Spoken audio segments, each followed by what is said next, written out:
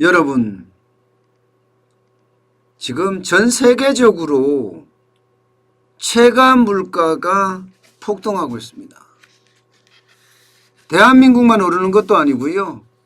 중국도 오르고 미국도 오르고 유럽도 오르고 체감 물가가 그 어느 때보다 많이 오른다. 그렇게 이야기할 정도로 폭등이에요. 그러다가 보니까요. 이게 전 세계적 초인플레이션, 하이퍼 인플레이션이 오지 않을까 하는 그런 우려들을 지금 굉장히 많이들 하고 있습니다. 그만큼요. 시장이 인플레이션에 대한 우려로 꽉 막혀 있다. 이렇게 봐야 될 것 같습니다. 실제 지표들을 보면요. 이게 초인플레이션으로 갈 가능성이 굉장히 커진다. 이렇게 이야기할 수가 있습니다. 자, 여러분. 이게 기대 물가 상승률, 기대 인플레이션이라고 이야기할 수 있는 겁니다.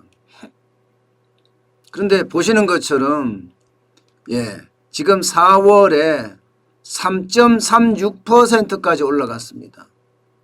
물가 상승률이 이만큼 올라간다는 것은 어찌 보면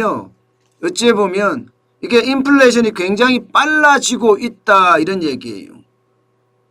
지난 3월보다도 지금 0.02% 올랐죠. 0.2% 올랐나요? 거의 0.2% 가까이 올랐고요. 2013년 9월 이후에 최대치라고 이야기할 정도로 2013년이에요. 지금으로부터 7년 전보다가도 가장 많이 오른다 이렇게 이야기할 정도로 오르고 있습니다. 여기에다가 주택가격 상승 기대치는요 더 높습니다. 3월에 4.8%였지만 4월에는 5.5%를 기록하고 있습니다. 5.5%. 지금 미국도 그만큼 주택에 대한 어떤 기대 심리가 굉장히 높아진다는 이야기죠. 높아진다는 이야기죠. 그만큼 말입니다. 시장에는요. 지금 물가 폭등, 체감 물가의 폭등이 예상되고 있습니다. 진짜 심각하게 생각하는 문제는 바로 이거예요. 4월 소비자 물가가 얼마나 오를까 하는 거 말입니다. 지난 3월에는 미국 소비자 물가가 2.6% 올랐거든요. 그런데 4월에는 지금 예상치입니다. 3.6% 정도 오르지 않겠느냐 이렇게 얘기들을 하고 있어요. 작년에 물론 많이 떨어졌기 때문에 기저효과가 크지만 인플레이션에 대한 우려도 굉장히 높다는 이야기예요. 3.6%면 초인플레이션 맞습니다. 일반적으로 물가를 용인하는 수준이 2%잖아요. 물가 2% 정도는 올라가는 걸 용인합니다. 어느 나라나. 이거는 인플레이션이라고 이야기하는 것보다가 리플레이션이라고 이야기하죠. 리플레이션. 적정 물가다 이렇게 말입니다. 그런데 3.6%면 초인플레이션이 시작됐다고 봐야 되는 거예요. 초인플레이션이. 지금까지 미국의 중앙은행인 연방준비제도는 쉽게 말하면 이 정도는 괜찮아. 1년 동안 물가 2%에 묶어놓겠다. 물가 목표제를 실시하고 있는데 한 달 3.6% 오른다고 해서 별반 걱정은 하지 않는다. 이렇게들 이야기를 해요. 그렇지만 시장은 아니야. 이거 일시적이 아닐 수도 있어. 한 달만 가는 것이 아니라 2달, 석 달 이렇게 가다가 전 세계적 초인플레이션이 올 수도 있다. 이렇게 지금 시장은 우려하고 있거든요. 그도 그럴 것이요.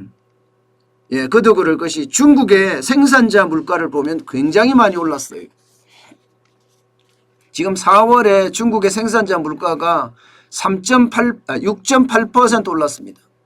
물론 중국의 통계를 믿느냐 안 믿느냐 여기에 따라 많이 달라지기는 하지만 추세적으로만 보더라도 4월에 4.4%였던 것이 3월에 4.4%였던 것이 4월에는 6.8%까지 올라갔다는 이야기예요. 6.8%까지. 여러분도 알다시피 생산자 물가가 오르면요. 이게 결국은 유통물가가 오르고 유통물가가 오르면 소비자 물가가 오를 수밖에 없는 거예요. 소비자 물가가. 그런데 왜 중국의 생산자 물가가 미국에 영향을 미치느냐? 실제로 말입니다. 미국이 중국에서 수입하는 물량이 엄청납니다. 그러면 생산자 물가가 오르면 미국 입장에서는 수입 물가가 오를 수밖에 없습니다. 수입 물가가. 수입 물가가 오른다는 것은 결국은 시장에 영향을 미친다는 거예요. 더 큰 문제는요. 이 생산자 물가의 어떤 지표를 사용하고 있는 것을 보면 더 큰 문제라는 게 보입니다. 중국의 생산자 물가는요. 원자재라든가 중간재라든가 심지어 제품 출고가를 반영한 지수입니다. 제품 출고가를. 그럼 결국은 원자재가 오른 만큼 중간재가 오른 만큼 여기에 제품 출고가에 다 반영했다는 이야기잖아요. 지금 오르는 게 여러분 원자재가 오르고 중간재가 많이 오르기 때문에 소비자 물가가 많이 오른다. 소비재도 많이 오른다. 제가 그렇게 계속 말씀을 드렸는데 바로 중국의 생산자 물가가 이것을 포함하고 있습니다. 때문에 미국의 가격도 많이 올라갈 거다. 이렇게 예상을 하고 있는 상태입니다. 결국은 중국의 생산자 물가가 6.8% 오르면 미국의 소비자 물가는 더 많이 올라갈 수밖에 없다. 이렇게 결론을 내릴 수가 있는 겁니다. 여기에다가 여러분 철강석이 문제예요. 철강석이. 철강석 값이 그야말로 폭등하고 있어요. 폭등.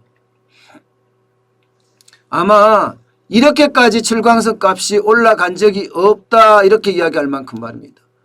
톤당 1372위안입니다. 이 정도면 한 203불? 달러로 환산하면 한 200불, 203불, 200불 정도 됩니다. 사실 톤당 철강석 가격이 200불을 넘은 것은 지금 사상 최초입니다. 1372위안이면 207불 정도 되네. 207불요. 그렇게 된다 그러면요. 이 철광석이라는 게 보세요. 자동차 만드는 거, 배 만드는 거, 기계 만드는 거 모든 것에 원료가 됩니다. 모든 것에. 중국하고 또 여기 호주하고 철광석을 가장 많이 생산한 나라가 호주거든요. 그런데 호주하고 또 갈등 관계예요. 그러다 보니까 철광석 가격은 더 올라가 중국 입장에서는. 그러면 중국에서 생산하는 모든 물품에 철광석 가격이 반영된다는 이야기잖아요. 거기에 철광석 가격이 반영이 됐을 땐 중국에서 수출하는 모든 물품엔 가격이 올라갈 수밖에 없는 그런 구조라는 겁니다. 때문에 이게 수입 물가가 미국 입장에서도 많이 올라가고 유럽 입장에서도 많이 올라가고 대한민국 입장에서도 많이 올라가기 때문에 이게 단순하게 어느 특정 국가의 인플레이션이 아니라 전 세계적인 인플레이션이 올 수 있다. 이런 얘기예요. 저는 그 어느 때보다가 이 초인플레이션에 대한 걱정 단단히 해야 될 것 같습니다. 지금 예상했던 것보다가 훨씬 빠르게 초인플레이션이 저는 겹친다 이렇게 보이거든요. 이게 유동성이 많이 풀어졌기 때문에 그 유동성에 대한 역풍 결국은 돈이 휴지 조각이 된다는 이야기인데요. 그 속도가 굉장히 빠르다는데 또 한번 경제에 충격을 주지 않을까 하는 그런 우려감이 점점 커지고 있습니다. 여러분 시장이라는 것은 굉장히 복잡합니다. 그러면서도 굉장히 다이나믹합니다. 시장은 언제나 시장이기를 고집하거든요. 무슨 말이냐? 그만큼 수요와 공급에 의해서 결정이 된다는 이야기입니다. 지금 현재로 보면 초인플레이션은 어쩌면 당연한 결과가 아닐까. 그만큼 돈을 많이 풀었기 때문이에요. 돈의 공급이 넘쳐났다는 이야기죠. 여기다가 이제 소비까지 좋아지니까 소비가 많아지고 공급이 딸리면 가격은 올라가잖아요. 그래서 초인플레이션의 우려는 지금 시장을 강타하고 있다. 이렇게 해석하면 될 것 같습니다.